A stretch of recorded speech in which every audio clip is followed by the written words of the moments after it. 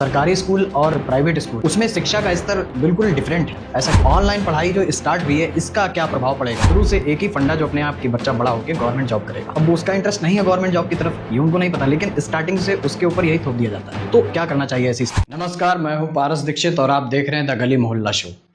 हमारे देश में आज भी शिक्षा में असमानता देखने को मिलती है, पर इसके मुख्य कारण क्या है? शिक्षा में असमानता विषय पर चर्चा करने के लिए हमारे साथ मौजूद हैं प्रयागराज में कार्यरत संयुक्त शिक्षा निदेशक अर्थ शिक्षा निदेशालय से महेंद्र कुमार सिंह जी। महेंद्र कुमार सिंह जी, आपका बहुत बहुत स्वागत है हमारे द गली मोहल्ला शो में। धन्यवाद। सबसे पहले तो ये बताइए कि हमारे देश में जो शिक्षा में असमानता फैली हुई है उसके मुख्य कारण क्या है? देखिए, मैं तो इन सारी चीज़ों के लिए एक चीज़ जोड़ के चलता हूँ। मौलिक चीज़ आ जाती है व्यक्ति की सोच, और उसमें कहीं तो आर्थिक कारण भी हैं और सामाजिक कारण भी हैं। हम लोग अगर पहले की व्यवस्था में बात करें तो कहीं प्रतिबंधात्मक भी किया गया था कि कौन वर्ण का बच्चा किस आयु से शिक्षा प्राप्त करेगा, और लेकिन ये सारी चीज़ें समाप्त हो चुकी हैं। और समाप्त होने जब से हमारा स्वतंत्रता के बाद जो भारतीय संविधान लागू हुआ है उसमें ये सारी चीज़ों को समाप्त करके लिए सबके दे दिया गया है। लेकिन जहाँ तक असमानता की बात उठती है तो जो सामाजिक बैरियर है, और शिक्षा को हम लोग कहते हैं ना कि जनरेशनल इफेक्ट कहा जाता है, कि आप प्रथम जनरेशन के लर्नर हैं या द्वितीय जनरेशन के लर्नर हैं या तृतीय के हैं। और प्रथम द्वितीय तृतीय का तात्पर्य सिर्फ ये होता है कि क्या आपके पिता शिक्षित थे, आपके बाबा शिक्षित थे, आपके परबाबा शिक्षित, तो वो उसी प्रथम द्वितीय तृतीय में चला जाता है। तो कहीं न कहीं ये सारी चीजें भी सामान्य रूप से आपकी सोच को और शिक्षा के प्रति आपके महत्व को प्रभावित करती हैं। तो मौलिक रूप से मैं तो ये कहना चाहूँगा कि शिक्षा के लिए व्यक्ति की सोच ज़्यादा प्रभावी है, और कहीं न कहीं कहते हैं ना गरीबी भी प्रभावित करती है। लेकिन गरीबी के अतिरिक्त यहाँ मानसिक गरीबी भी मैं शब्द इस्तेमाल करूँगा, कि धन होने के उपरांत भी बहुत सारे लोग शिक्षा पे व्यय नहीं करना चाहते। शिक्षा केवल यही नहीं है कि शिक्षा के माध्यम से हम धनार्जन के लिए शिक्षा प्राप्त की जाती है। कोई भी व्यक्ति अगर कहा जाए तो हम लोग विज्ञान की भाषा में कहते हैं कि जो पशु किंगडम है या एनिमल किंगडम जिसको हम लोग कहते हैं, उसी के अंतर्गत सभी आते हैं। और मानव को मानव बनने के लिए, उससे बाहर निकलने के लिए शिक्षा की आवश्यकता होती है। शिक्षा, बिना शिक्षा के व्यक्ति मानव नहीं बन पाता। इसके लिए आवश्यक है कि वो गुरु के पास जाए और गुरु से शिक्षा प्राप्त करे, अच्छी शिक्षा।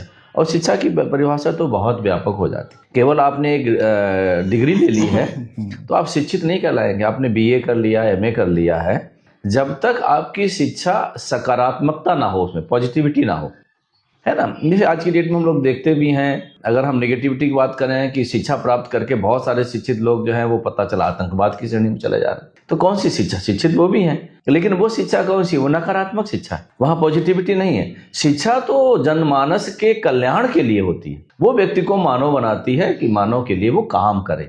तो सकारात्मकता जब शिक्षा का अंग बनती जाके, तब व्यक्ति जो है वो शिक्षित कहलाता है। मोस्टली स्कूलों में ऐसा होता है, मेरे बचपने में भी मैंने देखा कि ये चीज कर लो, ये पढ़ लो या याद कर लो, मतलब वो कहते हैं ना रट्टू तोता। अभी भी ऐसा है कि आप ये चीज रट लो, ये हो जाएगा। देखिए, इसमें दो चीज कहता हूँ। आपने गणित का विषय पढ़ा, अब गणित विषय पढ़ने के बाद हमको उसका प्रयोग भी तो करना है। हमको प्रयोग नहीं सिखाया जाता। हमको केवल सवाल, अगर आपको अगर याद भी हो तो आपने सवाल अगर किए होंगे कि किसी एक काम को करने के लिए मजदूर अगर लगता है तो वो एक दिन में पूरा करता है। हाँ। अगर उसी काम को करने के लिए 10 मजदूर लगा दिए जाएं तो कितने दिन में करेंगे? तो अगर हम वही है कि जो हमको पढ़ाया गया है, चाहे वो गणित हो, चाहे विज्ञान हो, चाहे आपका साहित्य हो, मैं हिंदी और अंग्रेजी की भी बात करूंगा, उसकी उपयोगिता पे हम नहीं विचार कर सकते। मानव को एक विवेकशील प्राणी कहा गया। मानव और पशु में अंतर नहीं है, सिर्फ अंतर उसके विवेकशीलता का है। और हम विवेकशीलता विभिन्न मुद्दों पे कितनी इस्तेमाल करते हैं, ये ज्यादा महत्वपूर्ण हो जाती है। और हम अपने विवेक को इस्तेमाल नहीं करते हैं। होता है कि जो मैंने पढ़ लिया, बस वो मैंने पढ़ा था, और प्रयास हमारा सिर्फ है कि हमको नौकरी मिल जाए, और बस अगर हमको पढ़ाने की मिल गई तो जो किताब में लिखा, वो पहले लोग कहते थे कि गुरुजी के जो नोट्स पढ़ने के समय बनाए गए थे, उन्हीं नोट्स के साथ वो अगली जहां वो शिक्षक बनने के बाद उन्हीं नोट से पढ़ाते रहते थे। तो अपना आपने क्या इस्तेमाल किया? हमको अपना इस्तेमाल करने की जरूरत है ना, तभी तो हम अच्छी शिक्षा प्राप्त कर पाएंगे। तो शुरू से एक ही फंडा जो अपने यहाँ पूरा एटमॉस्फेयर बना हुआ है, चल रहा है कि बच्चा बड़ा होके गवर्नमेंट जॉब करेगा। अब वो पता अब वो उसका इंटरेस्ट नहीं है गवर्नमेंट जॉब की तरफ, ये उनको नहीं पता, लेकिन स्टार्टिंग से उसके ऊपर यही थोप दिया जाता है। तो इसके प्रति उन माता पिता के उनका जो रिएक्शन रहता है कि बच्चा बड़ा होके गवर्नमेंट जॉब करेगा, वो तो इंटरेस्टेड नहीं है। मतलब क्या करना चाहिए ऐसी स्थिति में? देखिए, यहाँ तो मैं तो ये कहना चाहूंगा कि इसमें बच्चे की जो इनहेरेंट कैरेक्टर जिसको हम कहते हैं, अंदर से उसकी जो क्षमताएं हैं उसके अनुरूप अगर काम करने दिया जाएगा तो बच्चा अच्छा करेगा। माता पिता और कुछ स्कूल में शिक्षक पढ़ाते वक्त भी बच्चे की क्षमताओं को समझ लेता। बच्चा कला बहुत अच्छी बना रहा, अब विज्ञान नहीं उसे है, उसका इंटरेस्ट है, विज्ञान में उसका इंटरेस्ट नहीं है, गणित में इंटरेस्ट नहीं, लेकिन कला उसको आप दे दीजिए, आपका जैसे बैठो वैसे छोटा सा बच्चा वो बना देगा। तो वो उनके अंदर जो है अनुवांशिक, हम कहेंगे जन्मजात, उसके अंदर छिपी प्रतिभा है। तो इस प्रतिभा को समझने की आवश्यकता है। और क्या कलाकार के रूप में वो धनार्जन नहीं कर सकता? वो अपने व्यक्तित्व का भी विकास कर ले जाएगा और धन भी हो जाए। समाज में केवल नौकरी ही नहीं है कि, और सरकार ने भी, मैं तो कहूँगा कि हमारी वर्तमान सरकार ने इस चीज़ में बहुत कुछ लोगों को मोटिवेट करने का प्रयास किया है कि आपको ऐसा नहीं कि सरकारी नौकरी की तरफ रह जाएं, आप अपने व्यक्तित्व का विकास करिए, आप अपने अंदर अपनी क्षमताओं का विकास करिए और क्षमताओं के अनुरूप आप काम करके आप नौकर ना बन के नौकरी देने वाले बनने का प्रयास करिए। हमारे घरों में ये चीजें व्याप्त हैं, मध्यम वर्गीय परिवारों में आजकल ये देखने को मिल जाता है और अभी भी ये है। तो उनमें ये किस प्रकार से बदलाव हो सकता है? देखिए, पुनः मैं वहीं पे आऊँगा कि मौलिक चीज़ हो जाती है वो शिक्षा। और शिक्षा आप जिसको कह रहे हैं कि नहीं, आप गांव में भी अगर देखेंगे कुछ लोग तो अपने बच्चों को अच्छी शिक्षा देने के लिए पूर्ण रूप से समर्पित रहते हैं। ये संभव है कि जिसका लड़का आईएएस ऑफिसर बन गया या जिसका लड़का प्रोफेसर बन गया है उसकी माँ अशिक्षित हो। बहुत सारे लोग मिलेंगे, बहुत सारे ऐसे उदाहरण मिलेंगे। हो सकता है पिता भी शिक्षित नहीं है, लेकिन वो शिक्षा के महत्व को समझता है। और जब वो बच्चा शिक्षक के पास पहुंचता है, हम भीमराव अंबेडकर जी की कहानी को ले लीजिए। भीमराव अंबेडकर को भीमराव बनाने वाले, अंबेडकर बनाने वाले उनके शिक्षक हैं। तो शिक्षक का महत्व बहुत अधिक है। जहां माता पिता नहीं समझ पाते हैं वहां शिक्षक समझता है कि नहीं, ये बच्चा, आप इसको जबरदस्ती गणित पढ़ा रहे हो, ये तो बच्चा कला में अच्छा कर सकता है, ये तो बहुत अच्छी इसकी लेखन क्षमता है, ये पत्रकारिता में अच्छा जा सकता है। और वो उसको उसी हिसाब से फिर शिक्षण के अगर माता पिता मान लेते हैं। देखिए, शिक्षक के भी बंधन है, शिक्षक कह सकता है, समझा सकता है, लेकिन फिर भी माता पिता अगर नहीं उसकी बात मानते हैं तो शिक्षक पीछे हट जाता है। शिक्षक ही समाज का निर्माता है, इसलिए उसको राष्ट्र निर्माता भी कहा गया। तो शिक्षक भी, ये नहीं कि शिक्षक को भी कुछ समझ भी नहीं है। और शिक्षक पढ़ाते वक्त आज की डेट में तो मैं कहूँगा कि कहते हैं ना, रोबोट के माध्यम से शिक्षा प्रारंभ हो गई है। लेकिन कभी कभी ऐसा होता है कि प्रारंभ में तो बच्चा बहुत अच्छा चल रहा, 6 में बहुत अच्छा, 7 में अच्छा, 8 में और 9th में जाते जाते घर में कोई ऐसी परिस्थिति आ गई जिसके कारण वो बच्चा नीचे चला जा रहा, नहीं आ रहा। तो वहाँ शिक्षक बच्चे को समझता है, उसकी व्यक्तिगत समस्याओं को भी देखता है, फिर उसे मोटिवेट करके पुनः वापस रेंट पे आता है। तो ये सारी चीज़ें जो रोबोटिक कह दीजिए, आर्टिफिशियल इंटेलिजेंस कहती है, उसके माध्यम से नहीं की जा सकती। हमारी टीम फरकाबाद के गांव में पहुंची तो वहां के 10-10, 12-12 साल के बच्चे ड्रिंक किए हुए थे। उस गांव में मतलब शिक्षा का स्तर किस तरह है, आप उसके बारे में क्या कहना चाहेंगे? देखिए, शिक्षा की तो कमी कहलाएगी, इसमें कोई शंका ही नहीं कि शिक्षा, 10-12 साल के बच्चे, मैंने कहा नकारात्मकता है। अगर कहीं वो शिक्षित भी हैं तो वहाँ नकारात्मकता है। जहाँ सरस्वती होगी वहाँ आवश्यकता अनुसार लक्ष्मी तो आएगी, और जहाँ लक्ष्मी ज्यादा होगी वहाँ तो दुर्गुण भी आ जाएगा। और लक्ष्मी की प्राप्ति के लिए तो हम नकारात्मकता में जाते हैं। अगर हम आतंकवाद की और अन्य चीज़ों की बात करें, चाहे हम गबन की बात करें, बहुत सारी घटनाएं हो जाती हैं कि लोग चोरी कर लेते हैं, तो किसके लिए? लक्ष्मी की प्राप्ति के लिए। और जहां सरस्वती होगी वहां तो लक्ष्मी आएगी। आपकी ज्ञान की पूजा तो होती है ना। जब तक आप मन से उसमें नहीं लगेंगे तब तक वो शिक्षा आपको मिल नहीं सकती। तो इसलिए इन सारी समस्याओं का जो समाधान मैं कहता हूं, मैं तो मेरा यही है कि शिक्षक को भी अध्ययन करना चाहिए। शिक्षक समाज सुधारक भी है। समाज की जितनी विसंगतियां, समाज का हर व्यक्ति शिक्षक से ज्ञान प्राप्त करना चाहता है, और बच्चा तो सिर्फ इतना ही जानता है कि गुरुजी हैं तो सब मालूम। अच्छा, ये बताइए, सरकारी स्कूल और प्राइवेट स्कूल, उसमें शिक्षा का स्तर बिल्कुल डिफरेंट है, ऐसा क्यों? देखिए, दो चीज़ें इसमें मैं कहना चाहूँगा। आपने सरकारी स्कूल और प्राइवेट स्कूलों को कंपेयर किया है, तो जहाँ संख्या कम होती है वहाँ उसका मॉनिटरिंग अच्छी हो जाती है, और जहाँ संख्या ज़्यादा होती है वहाँ मॉनिटरिंग की भी कहीं ना कहीं दिक्कत आती है। आज जिसे कहते हैं ना, हम लोग भौतिकवाद की तरफ बढ़ गए, तो शिक्षक भी इसमें कहीं ना कहीं से प्रभावित तो हो रहा है भौतिकवाद से। तो वो शिक्षक भी ये कोशिश ये करता है कि ये तो हमारा हो ही रहा है, हम अतिरिक्त में कहाँ जाएंगे। वो पता चला अन्य व्यापारों में, बिजनेसेस में भी लग जाता है, लेकिन ऐसा नहीं, कुछ परसेंटेज है, लेकिन काफ़ी शिक्षक हमारा ऐसा है जो कि पूर्ण निष्ठा के साथ पढ़ाता है। इसलिए जो क्वांटिटी बढ़ी है, उस क्वांटिटी के कारण हमारी क्वालिटी का वो लेवल नहीं हो पा रहा।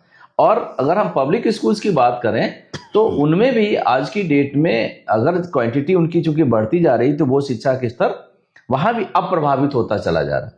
तो मैं बहुत ज़्यादा इसमें नहीं कहूँगा कि कहीं बहुत अंतर है, लेकिन हाँ, पब्लिक स्कूल के बच्चों से जो हमारे सरकारी विद्यालयों के स्कूल के बच्चे हैं, वो भी बराबर की टक्कर लेने पे रहते हैं और बहुत कुछ कर भी रहे हैं। अच्छा, ये जो इस समय मतलब ऑनलाइन जो पढ़ाई चालू हुई, जैसे यूट्यूब पे लोग आजकल पढ़ाई कर रहे हैं, और अब बच्चे ने पता चला कहा कि उसको तो क्लास लेनी है, अब वो अपने कमरे में चला गया, वहाँ पढ़ाई तो कुछ और ही हो रही है। तो ये ऑनलाइन पढ़ाई जो स्टार्ट हुई है, इसका क्या प्रभाव पड़ेगा आजकल की जो बच्चे हैं? आज के समय में शिक्षा को हाइब्रिड एजुकेशन का नाम दिया गया, हाइब्रिड। तो हाइब्रिड का मतलब है दोनों, एक नहीं है। और जो केवल ऑनलाइन में रह गया वो चीज वो प्राप्त नहीं कर सकता, क्योंकि ऑनलाइन पे अगर हम करेंगे, यूट्यूब पे तो इतने सारे शिक्षक, इतने सारे चैनल हैं, कौन क्या चीज इतनी कंट्रोवर्सीज आ जा रही है, आप किसको समझ पाओगे। और जब शिक्षक से हम सामने बैठ के बात करते हैं, जब क्लास में बात होती है, तो वहां पे आप अपनी क्वेरीज को भी ले लीजिए और आप उनको वो प्रैक्टिकली उन चीजों को समझा देता है। तो ऑनलाइन एजुकेशन को मैं तो व्यक्तिगत रूप से उतना पसंद नहीं हूँ। शिक्षाविद होने के नाते मतलब आपके हिसाब से एक शिक्षक को कैसा होना चाहिए?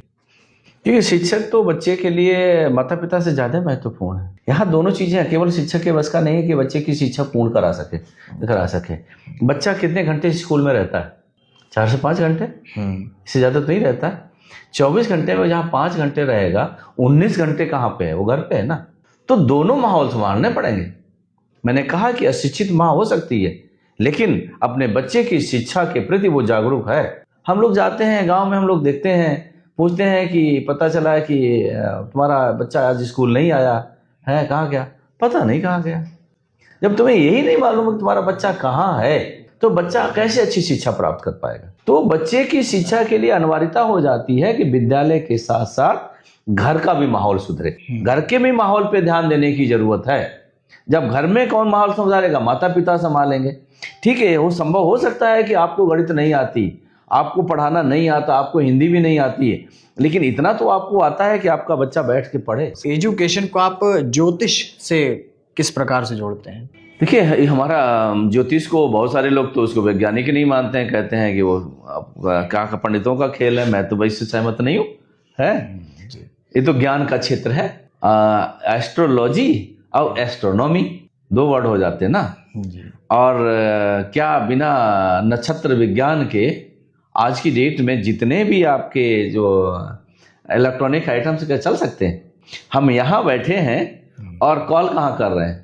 अमेरिका में कर रहे हैं, हम जापान में कर रहे हैं। कौन सा तार जुड़ा हुआ है? कोई तार नहीं है, वेव्स के माध्यम से तो है, सब वेव्स के माध्यम से। यहाँ से हमारे जो हम कहते हैं ना, पहले भी यही कहा जाता था कि हम जो बोल रहे हैं, मेरा एक एक शब्द तो ब्रह्मांड में सदैव के लिए रहेगा, और जो क्षमता होगी वो उसको कलेक्ट कर सकता है। अच्छा, आजकल की जो युवा पीढ़ी है, तो युवा पीढ़ी कहीं ना कहीं सोशल मीडिया का दुरुपयोग भी कर रही है, उनकी लाइफ के साथ खिलवाड़ भी हो रहा है। तो युवा पीढ़ी के लिए कोई संदेश देना चाहेंगे आप? देखिए, युवा पीढ़ी की बात मैं कहूँगा, जहाँ तक आपका विद्यार्थी जीवन है, तो आपको अपना लक्ष्य केंद्रित कर लेना चाहिए वो शिक्षा के लिए, और आप पहले अच्छी शिक्षा प्राप्त कर लीजिए, उसके बाद फिर समाज के लिए आपके पास काम करने के लिए रहेगा।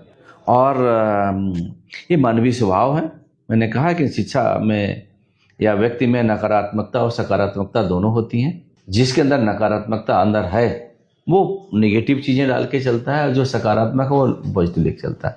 लेकिन अगर आप देखेंगे, अच्छे पढ़ने वाले या अच्छे घरों में पता चला है कि उनके घर में टीवी है ही नहीं, है, पता चला मोबाइल का उन्हें पता ही नहीं, मोबाइल में ठीक कहीं के होता है कि क्लास में है कि क्लास का कोई आएगा उतना देख रहे हैं, बाकी उनसे कोई मोबाइल में क्या चीज़ है, फीचर्स, मोबाइल के फीचर्स, इतने फीचर्स में क्या उपयोग करते हैं।